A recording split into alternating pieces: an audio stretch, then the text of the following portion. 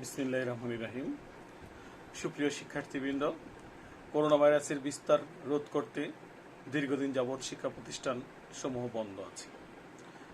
এতে করে শ্রেণীকক্ষে পাঠদান কার্যক্রম ব্যাহত হচ্ছে।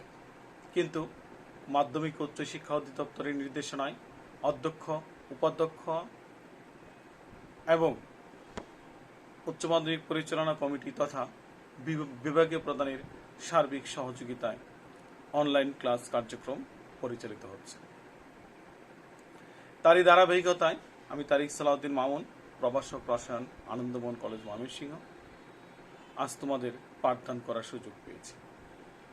সেজন্য আমি আমার কর্তৃপক্ষের কাছে যথাযথ কৃতজ্ঞতা জ্ঞাপন করছি আমাকে সুযোগ করে দেওয়ার জন্য।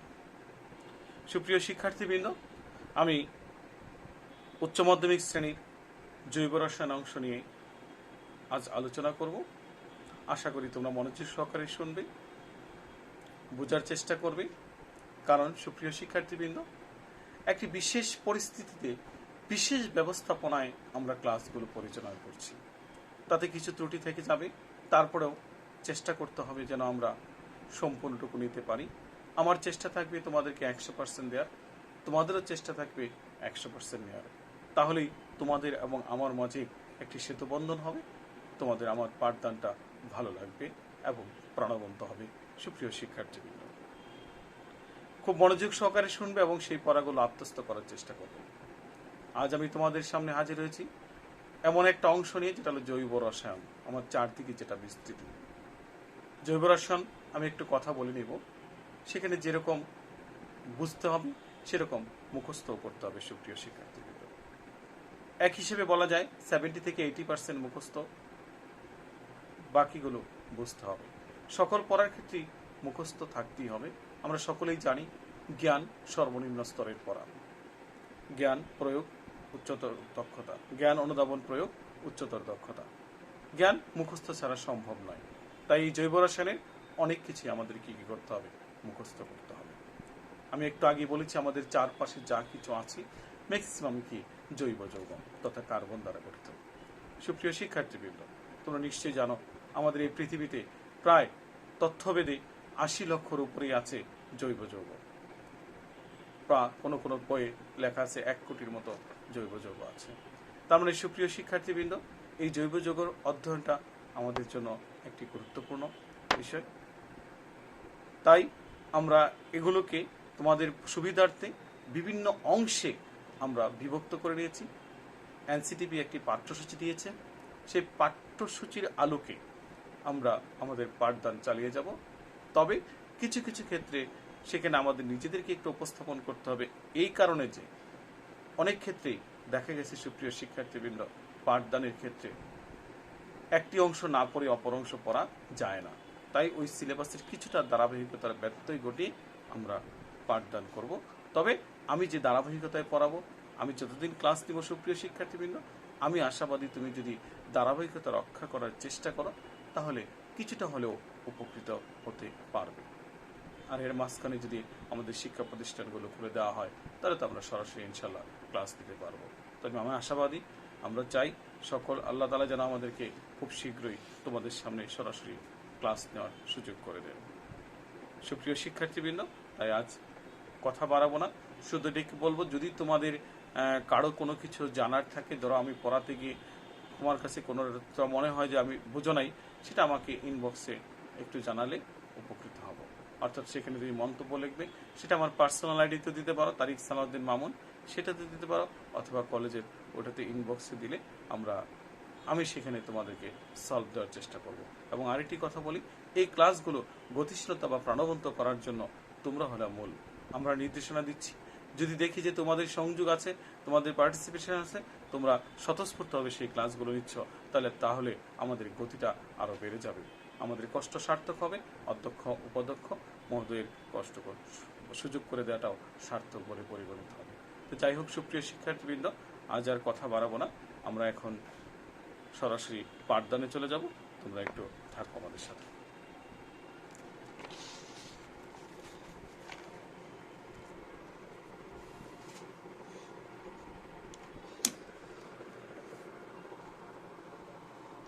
একটু সেট করে নিচ্ছি।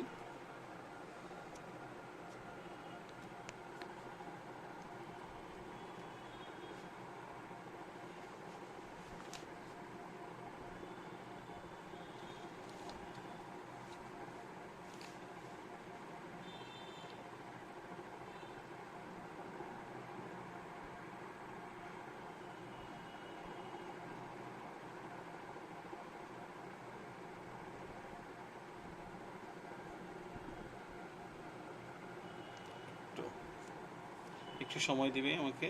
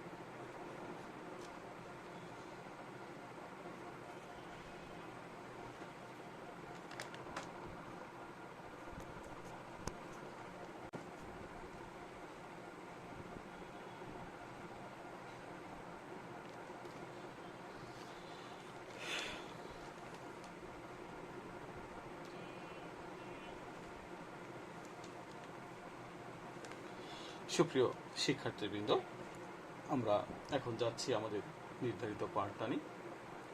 আমরা প্রথমে তোমাদেরকে যেগুলো আজকের আলোচনার বিষয়বস্তু, সম্ভাব্য আলোচনার বিষয়বস্তু, সেটা একটু লিখে দিচ্ছি।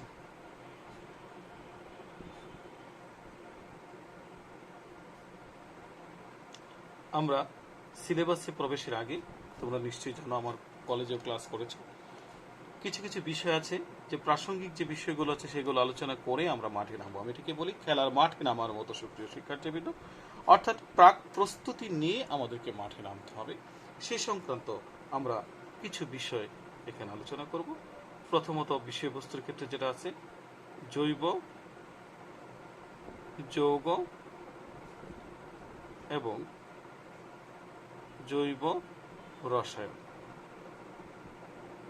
জৈব যৌগ এবং জৈব রসায়ন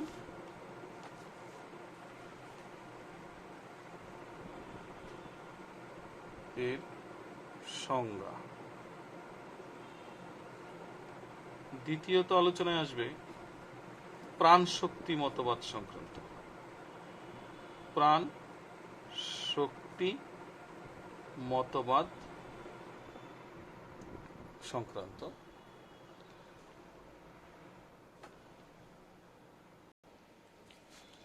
প্রাণশক্তি মতবাদ সংক্রান্ত।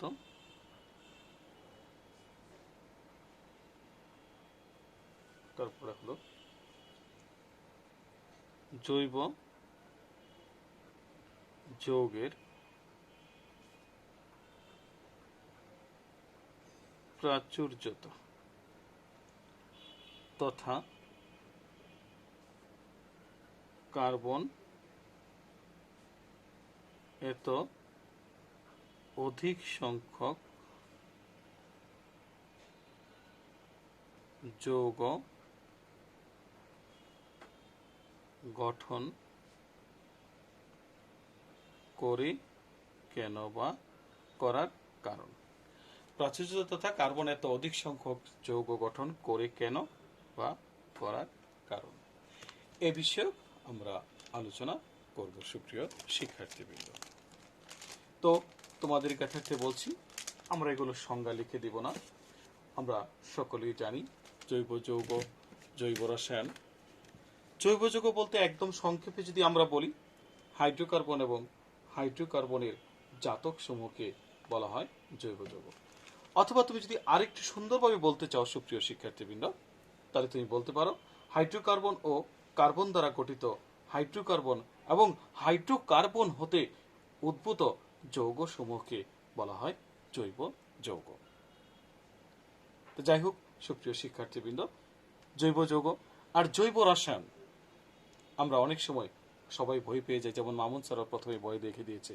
80% প্রায় মুখস্থের পড়া।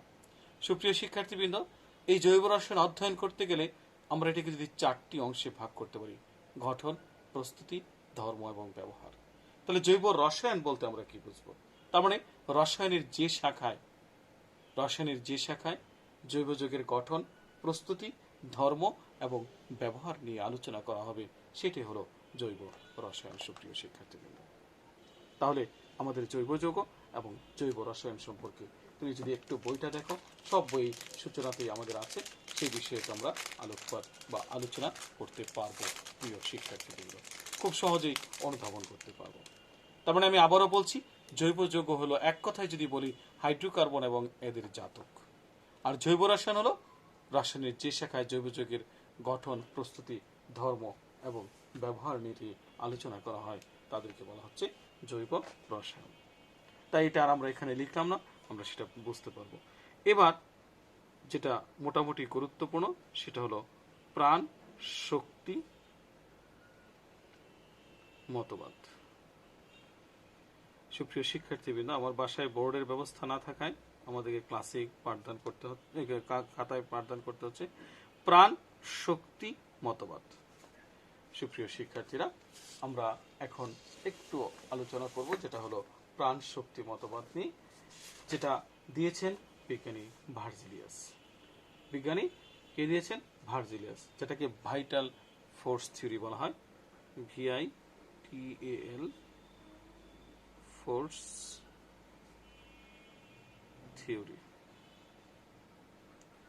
প্রাণ শক্তি মতবাদ নিয়ে আমরা আলোচনা করব। তো যেটা প্রদান করেছেন বিজ্ঞানী ভার্জিলিয়াস। ভার্জিলিয়াস কি বলেছিল? উদ্ভিদ এবং প্রাণীদেহ থেকেই কার সৃষ্টি? উদ্ভিদ এবং প্রাণীদেহ থেকেই জৈব যৌগের কি হবে? সৃষ্টি হবে। অর্থাৎ 1815 খ্রিস্টাব্দে, 1815, এগুলো সাল তোমাদের আসবে না, খ্রিস্টাব্দে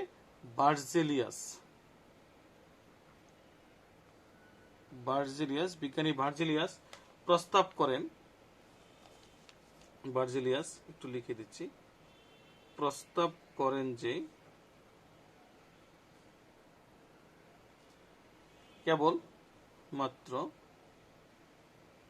কেবলমাত্র সজীব উদ্ভিদ ও প্রাণী দেহ হতে এক রহস্যময় সৃষ্টি হলো জৈব যৌগ। যাক, ঠিক আছে, তাহলে প্রাণী দেহ থেকে সৃষ্টি হলো জৈব যৌগ। তার মানে ভার্জিলিয়াসের ধারণাটা চলছে যে তার মতামতটা যথার্থ, যে আমরাও সকলে ধরে নিয়েছে যে উদ্ভিদ এবং প্রাণী দেহ থেকেই জৈব যৌগের সৃষ্টি হতে পারে। সুপ্রিয় শিক্ষার্থীবৃন্দ, কিন্তু পরবর্তীতে বিজ্ঞানী ফ্রেডরিক ভোলার, আমরা এটাকে অনেক সময় মজা করে বলি চাইছে বন্দুক পাইছে কামান, মনে বোঝার সুবিধার্থে, মানে উনি একটি কাজ করতে গিয়ে অন্য একটা কাজ করে ফেলেছেন। অর্থাৎ সুপ্রিয় শিক্ষার্থীবৃন্দ, আমাদের বিজ্ঞানী ফ্রেডরিক ভোলার তার ল্যাবরেটরিতে একবার অ্যামোনিয়াম সায়ানাইড প্রয়োজন, কিন্তু ল্যাবের কোথাও উনি অ্যামোনিয়াম সায়ানাইড খুঁজে পাচ্ছেন না পাওয়ার কারণে তিনি কি করলেন? অ্যামোনিয়াম ক্লোরাইড এবং লেড সায়ানাইড নিয়ে অ্যামোনিয়াম সায়ানাইড তৈরি করে সেটা ঘনীভূত করার জন্য তাপ দিলেন, শুষ্ক করার জন্য। এক পর্যায়ে সেখান থেকে এক ধরনের গন্ধ বেরিয়ে আসছে। উনি গবেষণা করে দেখলেন সেটা ইউরিয়া। সুপ্রিয় শিক্ষার্থীবৃন্দ, এই ইউরিয়া একটি জৈব যৌগ। তার মানে অজৈব যৌগ থেকে উনি কি সৃষ্টি করেছেন? জৈব যৌগ। একটি করতে গিয়ে উনি আরেকটি পেয়েছেন। ফ্রেডরিক ভোলারের এই আবিষ্কারের পর ভার্জিলিয়াসের ধারণা ভুল প্রমাণিত হয়। সুপ্রিয় শিক্ষার্থীবৃন্দ, অর্থাৎ ভার্জিলিয়াস যে বলেছিল উদ্ভিদ এবং প্রাণী দেহ থেকে জৈব যৌগের সৃষ্টি, সেটাকে ভুল প্রমাণিত করেছেন ফ্রেডরিক ভোলার। তিনি বলেছেন যে না, অজৈব যৌগ থেকেও জৈব যৌগ সৃষ্টি করা সম্ভব। প্রিয় শিক্ষার্থীবৃন্দ, তার মানে প্রাণশক্তি মতবাদকে ভুল প্রমাণ করেন ফ্রেডরিক ভোলার।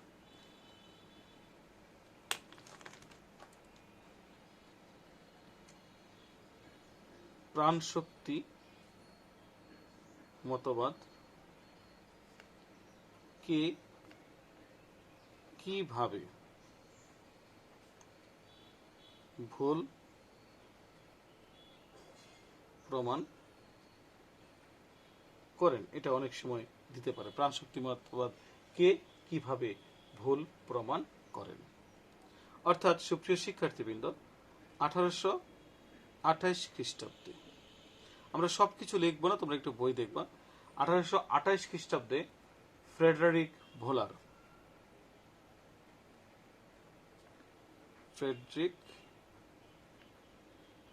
ভোলার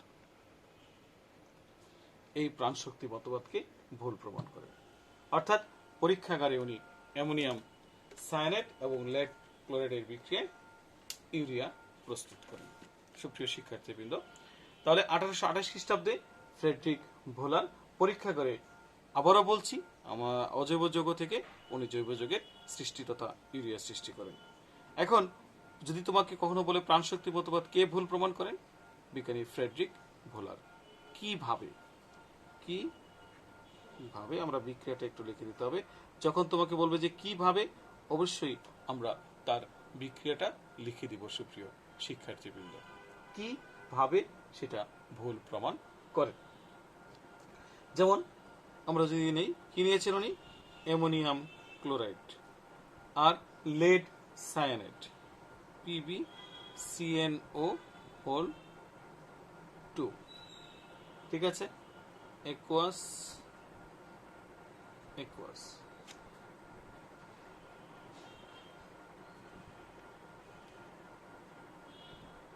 NH4CnO অ্যামোনিয়াম সায়ানেট,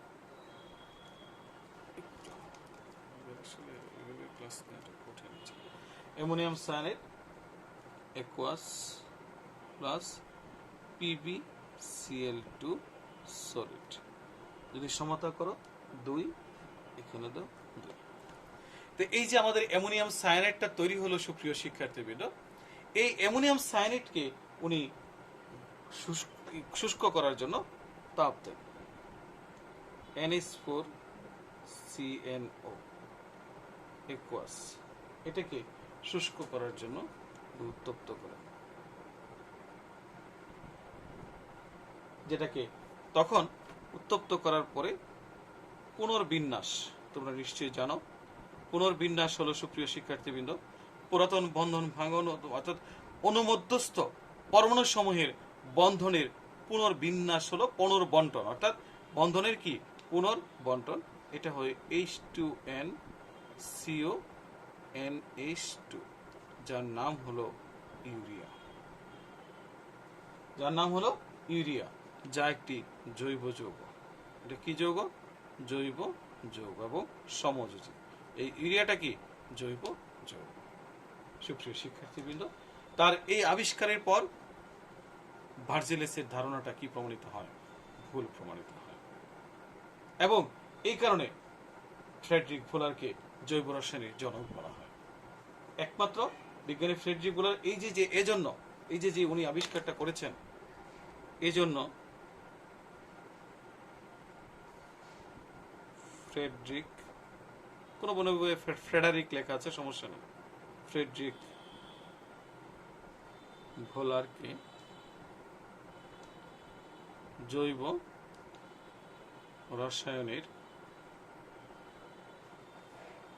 জনক বলা হয়। সুপ্রিয় শিক্ষার্থী, ফ্রেডরিক ভোলারকে জৈব রসায়নের জনক বলা হয়। আমি আবারও একটু বলছি সারসংক্ষেপ।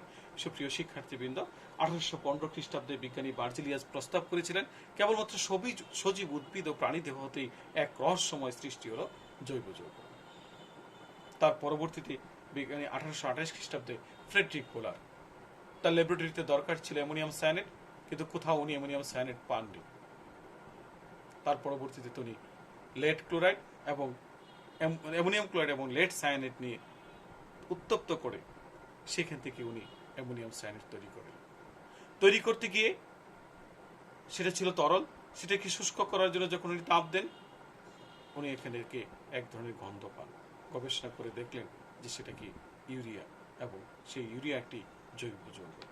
তার মানে ফ্রেডরিক ভোলার এই আবিষ্কারের পর বার্জেরেসের ধারণা ভুল প্রমাণিত হয়, অর্থাৎ শুধুমাত্র উদ্ভিদ এবং প্রাণীদেহ থেকে জৈব যৌগের সৃষ্টি এক রহস্যময় সৃষ্টি, এই কথাটা পুরোপুরি সত্য নয়। অজৈব যৌগ থেকেও জৈব যৌগ সৃষ্টি করা যায়, এবং এই আবিষ্কারের জন্য বা এই উদ্ভাবনের জন্য বিজ্ঞানী ফ্রেডরিক ভোলারকে জৈব রসায়নের জনক হিসেবে আখ্যায়িত করা হয়।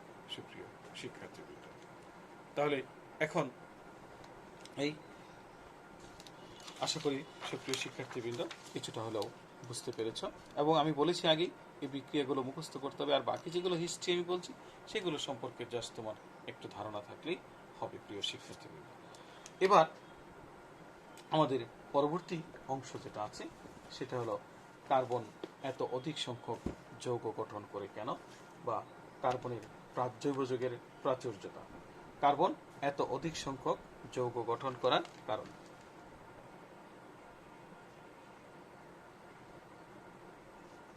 কার্বন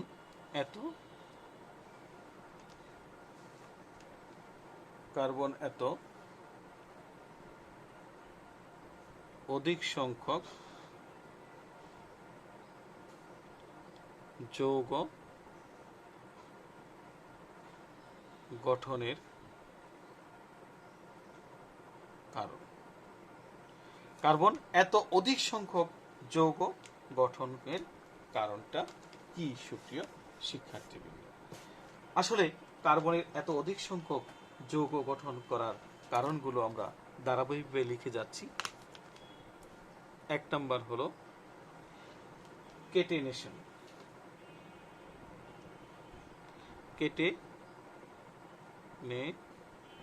বা কেটিনেশন। সুপ্রিয় শিক্ষার্থীবৃন্দ, এটি একটি কারণ। কেটিনেশন বলতে কার্বনের অসংখ্য পরমাণু নিজেদের মধ্যে যুক্ত হয়ে ছোট বড় বিভিন্ন আকার ও আকৃতির দীর্ঘ শিকল বা বলয় গঠন করার ক্ষমতাকে কার্বনের কেটিনেশন বলে। আমি আবারও বলছি সুপ্রিয় শিক্ষার্থীবৃন্দ, এক কথায় তুমি যদি বলো দীর্ঘ শিকল যুক্ত যৌগ গঠন করাটাই কি বলা হচ্ছে কেটিনেশন। আর একটু সাজিয়ে বলতে গেলে কার্বনের অসংখ্য পরমাণু নিজেদের মধ্যে যুক্ত হয়ে ছোট বড় বিভিন্ন আকার ও আকৃতির দীর্ঘ শিকল বা বলয় গঠন করার ক্ষমতাকে কার্বনের কেটিনেশন বলে। আমরা জানি অনেকে ল্যাটিন শব্দ হলো কেটেনা। কেটেনা শব্দের অর্থ হলো শিকল। সুতরাং কার্বনের কেটিনেশন বলতে কার্বনের শিকল বোঝায়, যাকে আমি এক কথায় বলেছি দীর্ঘ শিকল যুক্ত যৌগ গঠন করার প্রবণতাকে বলা হচ্ছে কেটিনেশন। এখন তুমি হয়তো বলবে, স্যার কার্বন কেন দীর্ঘ শিকল যুক্ত যৌগ গঠন করে? কারণ আমরা জানি কার্বনের যোজনী চার্ট, তার এখানে তিন ধরনের সংকরণ হতে পারে, এবং কার্বন পরপর যুক্ত হয়ে দীর্ঘ শিকল যুক্ত যৌগ গঠন করার প্রবণতা দেখায়। যেমন তুমি যদি দেখো যে কার্বনের শিকল গঠন, যেমন তুমি যদি এখন লক্ষ্য করো, এই যে কার্বন, এখানে কয়টা কার্বন আছে? 2টা কার্বন। এখানে কয়টি কার্বন? 2টা। তুমি যদি দেখো শাখা যুক্ত যদি দিয়ে দাও, ধরো এরকম দিলা, এখানে তুমি আরেকটা শাখা দিয়ে দিলা, এই এই এই এই এই এই। আবার তুমি যদি মনে করো যে না, সে বলয়াকৃতির যৌগ গঠন করতে পারে, এই যে দেখো, কারণ সকল জৈব যৌগে কার্বনের যোজনী কত? 4। তার মানে এই যে অধিক সংখ্যক যৌগ গঠন করার একটি কারণ হলো কেটিনেশন, অর্থাৎ দীর্ঘ শিকল যুক্ত যৌগ বা বিভিন্ন ধরনের ক্ষুদ্র ক্ষুদ্র বা বলয়াকৃতি বা বৃহদাকার যৌগ গঠন করার প্রবণতাটা কার্বনের রয়েছে, যাকে কার্বনের কেটিনেশন ধর্ম বলা হয়। এবং সুপ্রিয় শিক্ষার্থীবৃন্দ, তোমরা অনেকটি জানো, যেমন হীরক আছে, হীরকও কিন্তু কার্বনের কেটিনেশন ধর্মের একটি উদাহরণ। এছাড়াও আরেকটি যৌগ আছে ফুলারিন, যেটাকে বলা হয় ফুলারিন, বা এটাকে বুক মিনিস্টার ফুলারিনও বলা হয়। বুক মিনিস্টার ফুলারিন বা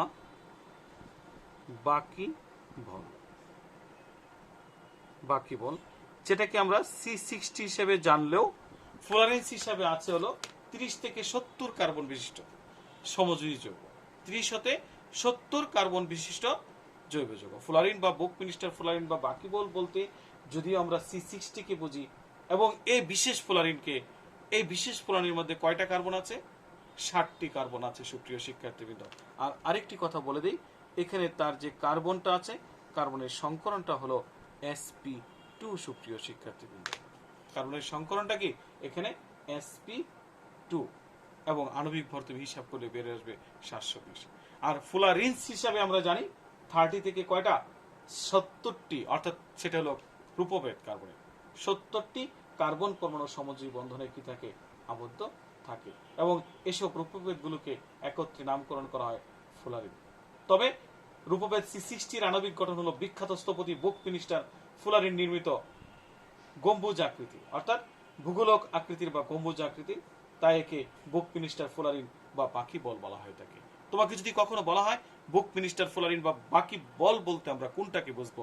অবশ্যই C60 সুপ্রিয় শিক্ষার্থীবৃন্দ, অবশ্যই C60, এবং তার সংকরণটা হলো sp2। তাহলে এটাও কেটিনেশনের একটি প্রকৃষ্ট উদাহরণ। ডায়মন্ড গঠন বা হীরক, এটাও কেটিনেশনের একটি প্রকৃষ্ট উদাহরণ। তার মানে কার্বন এত অধিক সংখ্যক যৌগ গঠন করার একটি কারণ হলো কেটিনেশন ধর্ম। নিশ্চয়ই বুঝতে পেরেছি। এবার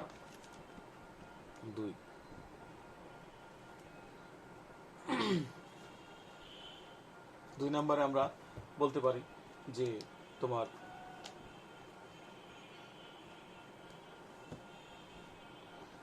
আচ্ছা গেল আমাদের কয়টা কেটিনেশন। এরপরে তুমি বলতে পারো সমানতা, এটা ধারাবাহিকতা রক্ষা করতে এমন না, সমানতা বা আইসোমারিজম সুপ্রিয় শিক্ষার্থীবৃন্দ। সমানতা বলতে আমরা কি জানি? একই আণবিক সংকেত, গাঠনিক সংকেত ভিন্ন, ফলে ভৌত রাসায়নিক ধর্ম ভিন্ন হয়। আবার বর্তমানে তোমরা যারা সমানতা সম্পর্কে ডিটেলস জেনেছে ইতিমধ্যে, তাদের জন্য বলছি, সমানতা একই আণবিক সংকেত, গাঠনিক সংকেত ভিন্ন, ফলে ভৌত রাসায়নিক ধর্ম ভিন্ন হয়। ইভেন এমনও আছে একই আণবিক সংকেত, একই গাঠনিক সংকেত, ভৌত রাসায়নিক ধর্ম অভিন্ন, কিন্তু আলোক তলের প্রতি ভিন্ন রূপ আচরণ করে, এরাও কিন্তু পরস্পরে সমান। তাই যাই হোক, আমরা সামনে এগুলো আলোচনা করবো সুপ্রিয় শিক্ষার্থীবৃন্দ। এখন আপাত দৃষ্টিতে আমরা শুধু জানি সমানতা হলো একই আণবিক সংকেত, গাঠনিক সংকেত কি ভিন্ন। যেমন তোমরা যদি লক্ষ্য করো CH3 CH2 CH2 CH2 CH3, এই যে যৌগটা আমরা লিখলাম, এই যৌগটার নাম হলো N পেন্টেন। 1 2 3 4 5 N pentane. এখন সুপ্রিয় শিক্ষার্থীবৃন্দ, আমরা যদি এটাকেই CH3 CH CH2 CH3 CH3 আমরা প্রচলিত পদ্ধতিতে নামকরণ করছি, এটা হলো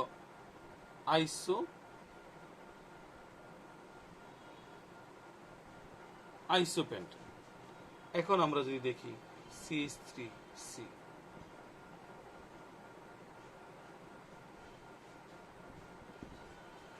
এটার নাম হলো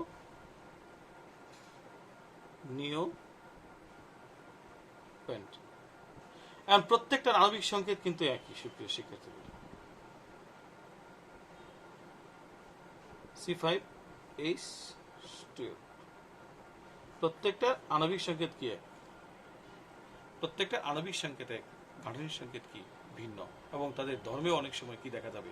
অবশ্যই ভিন্নতা দেখা যাবে। বলো স্যার ধর্মে ভিন্নতা বলতে? যেমন এর স্ফুটনাঙ্ক বা গলনাঙ্ক স্ফুটনাঙ্ক বেশি হবে, এটার আরো কম হবে, এটার আরো কম হবে। এটাও আমরা পরবর্তীতে গিয়ে পড়বো। তাহলে সুপ্রিয় শিক্ষার্থীবৃন্দ, আমরা যে কথাটা বলেছি সেটা হলো যে একই আণবিক সংকেত, গাঠনিক সংকেত ভিন্ন, ভৌত রাসায়নিক ধর্ম কি হয় ভিন্ন। তাহলে এই যে আমাদের প্রায় 1 কোটি জৈব যৌগ, এর পিছনে এই সমানতারও কি আছে? অবদান আছে প্রিয় শিক্ষার্থীবৃন্দ। তার মানে সমানতাটাও আমাদের এই অধিক সংখ্যক যৌগ গঠনের একটি কারণ সুপ্রিয় শিক্ষার্থীবৃন্দ। ঠিক আছে, তো এরপরে আমরা যেটাতে যাব পলিমারকরণ।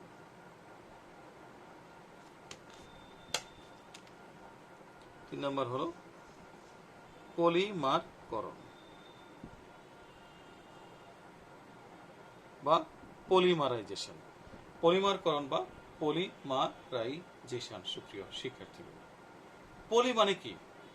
বহু, পলি মানে বহু, অর্থাৎ দীর্ঘ শিকল যুক্ত যৌগ, অর্থাৎ একই অণু বা ভিন্ন অণু পরপর যুক্ত হয়ে উচ্চ আণবিক ভর বিশিষ্ট যৌগ গঠন করার প্রক্রিয়াটিকে বলা হচ্ছে পলিমারকরণ। যে ক্ষুদ্রতম অংশটা যুক্ত হয় সেটাকে বলা হয় মনোমার, আর এই মনোমার গুলো পরস্পর যুক্ত হয়ে যে যৌগটা গঠন করে সেটা হলো পলিমার। তার মানে এটাও তার একটি মূল কারণ। যেমন আমরা যদি একটি উদাহরণ দিই, H2C ডাবল বন্ড CH2, এটার নাম হলো ইথিন। এখন ধরো N সংখ্যক ইথিন বা ইথিলিন যাই বলো, ইথিন উচ্চ বায়ুচাপ এবং তাপমাত্রা,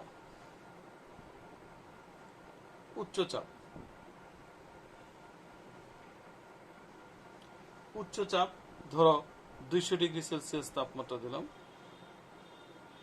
প্রভাবক আছে আর অক্সিজেন। তাহলে দেখা গেছে H2C বন্ড CH2, আমরা এটাকে হোল N দ্বারা দেখাতে পারি, যেটার নাম হলো পলিথিন, যেটা আমাদের সকলেরই পরিচিত। অর্থাৎ ইথিলিন থেকে বা ইথিন থেকে এসেছে আমাদের কি পলিথিন, ইথিন থেকে এসেছে আমাদের কি পলিথিন। সুপ্রিয় শিক্ষার্থীবৃন্দ, ইথিন থেকে কি এসেছে পলিথিন। তাহলে ইথিনটা হলো এখানে মনোমার আর পলিথিনটা হলো কি পলিমার। তার মানে এটাও তার এই যৌগ গঠন বা দীর্ঘ ও অধিক সংখ্যক যৌগ গঠন করার একটি কারণ। প্রিয় শিক্ষার্থী, এবার আমাদের পরবর্তী কারণটাতে যাব, 4 নাম্বার। অর্থাৎ 4 নাম্বারটা হলো কার্বন কার্বন বন্ধন শক্তি। অর্থাৎ কার্বন কার্বন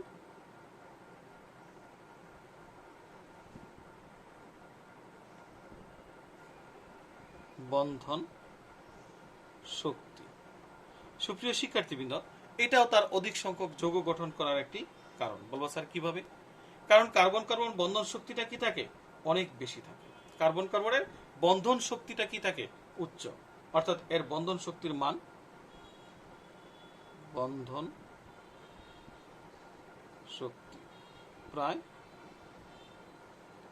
347 কিলোজুল পার মোল।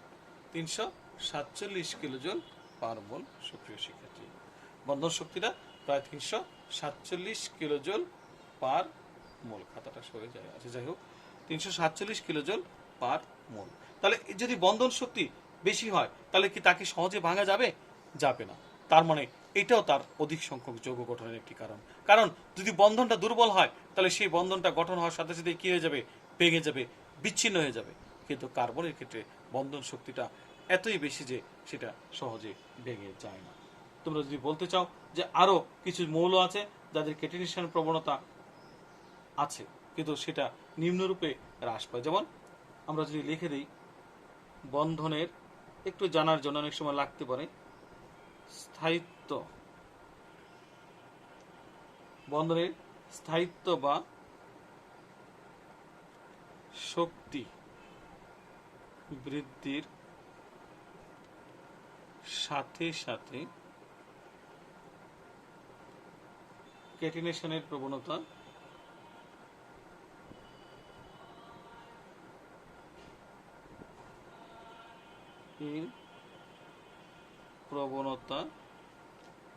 হ্রাস পায়। অর্থাৎ কার্বন, পরে আসবে সিলিকন, তারপরে সালফার, ফসফরাস, নাইট্রোজেন, অক্সিজেন, মানে অধিক সংখ্যক যৌগ গঠন করার প্রবণতা এই ক্রমানুসারে কি পায়? হ্রাস পায়। সুপ্রিয় শিক্ষার্থীবৃন্দ, বুঝতে পেরেছ? তাহলে এটাও কিন্তু তার একটি কারণ। এছাড়া তুমি আরেকটা কারণ বলতে পারো যে যদিও কেটিনেশনের মধ্যে সেটা চলে এসেছে, আরেকটা বলতে পারো তুমি সংকরণ বা হাইব্রিডাইজেশন। আমরা জানি সকল যৌগ যৌগিক কার্বনের যোজনী 4। তাহলে কার্বনের 3 প্রকার সংকরণ সম্ভব, sp3, sp2 এবং sp। এই 3 প্রকার সংকরণ হয় বিদায় কার্বন অধিক সংখ্যক যৌগ গঠন করতে পারে। যেমন sp3 সংকরণের মাধ্যমে কার্বন কি করে, একক বন্ধন দ্বারা যৌগ গঠন করে। sp2 এর ক্ষেত্রে কার্বন কি করে, দ্বিবন্ধন। আর sp সংকরণের মাধ্যমে কার্বন কি করতে পারে, ত্রিবন্ধন যুক্ত যৌগ গঠন করে। যেমন আমরা যদি দেখি CH3 C triple bond C CH double bond CH2, তো এই যে জৈব যৌগটা গঠিত হলো, এখানেই আমাদের 3 প্রকার সংকরণ আছে। 3 প্রকারের সংকরণ আছে সুপ্রিয় শিক্ষার্থীবৃন্দ। তার মানে হলো আমাদের যে কার্বনটা আছে সেই কার্বন শুধুমাত্র sp3 নয়, sp2 sp এই 3 প্রকার সংকরণের মাধ্যমে সে যেহেতু যৌগ গঠন করতে পারে সুপ্রিয় শিক্ষার্থীবৃন্দ, সেটাও তার এত অধিক সংখ্যক যৌগ গঠন করার একটি কারণ সুপ্রিয় শিক্ষার্থীবৃন্দ। তাহলে আমরা কি জানলাম, আবারও যদি আমি একটু সারসংক্ষেপে বলি, কার্বনের এত প্রাচুর্যতা কেন, কার্বন এত অধিক সংখ্যক যৌগ গঠন করে কেন, বা জৈব যৌগের প্রাচুর্যতা এত বেশি কেন, তাহলে আমরা প্রথমে পড়ব ক্যাটিনেশন। ক্যাটিনেশন মানে দীর্ঘ শিকলযুক্ত যৌগ গঠন, বা বিভিন্ন ধরনের চক্র বা ক্ষুদ্র বৃহৎ অনেক ধরনের যৌগ সে গঠন করতে পারে। এর একটি প্রকৃষ্ট উদাহরণ আমরা বলেছি বুকমিনিস্টার ফুলারিন বা বাকিবল, যেটা হলো C60। আর ফুলারিনের ক্ষেত্রে আমরা বলেছি যে বিভিন্ন ধরনের ফুলারিন একত্রে আছে, যাদেরকে একত্রে ফুলারিনস বলা হয়। তবে বুকমিনিস্টার ফুলারিন কর্তৃক উদ্ভাবিত হলো মূল C60, যেখানে সংকরণটা হলো sp2। এরপর আমরা বলেছি সমানতা, একই আণবিক সংকেত গাঠনিক সংকেত ভিন্ন। এরপরে পলিমারকরণ, অর্থাৎ পলি মানে বহু, একই ধরনের অণু পরপর বা ভিন্ন অণু হতে পারে, উচ্চ আণবিক ভর বিশিষ্ট কি করতে পারে, যৌগ তৈরি করতে পারে। আজকে যদি ইথিন ইথিনের মতোই থাকতো তাহলে তো পলিথিন হতো না। তার মানে ইথিন রূপান্তরিত হয়ে পলিথিন হচ্ছে, বা আরো বিভিন্ন ধরনের বিক্রিয়া সেখানে সংঘটিত হয় সুপ্রিয় শিক্ষার্থীবৃন্দ। আরেকটি বলেছি বন্ধন শক্তি। একটা বন্ধন হলো, সেটা যদি স্টেবলই না হয়, একটা বন্ধন গঠিত হলো সুপ্রিয় শিক্ষার্থীবৃন্দ, সেটা যদি স্থায়ী না হয়, সেই বন্ধনটা যদি স্থায়ী না হয়, তাহলে সেই যৌগটার কি অস্তিত্ব থাকবে? নিশ্চয়ই না, তার অস্তিত্বটা কি থাকবে না সুপ্রিয় শিক্ষার্থীবৃন্দ। তাহলে সেটা কি হয়ে যাবে? ভেঙে যাবে। তাহলে ভেঙে গেলে তো আর আমি যৌগের প্রাচুর্যতা পাবো না, কার্বনের প্রাচুর্যতা থাকতো না। যেহেতু তার বন্ধন শক্তির মানটা অনেক বেশি, তাই এটা প্রাচুর্যতাটাও কি বেশি সুপ্রিয় শিক্ষার্থীবৃন্দ। এবং তার ক্রমটাও আমরা লিখে দিয়েছি, carbon, silicon, sulphur, phosphorus, nitrogen, oxygen. এটা অনেক সময় তোমাদেরকে এমসিকিউ দিতে পারে।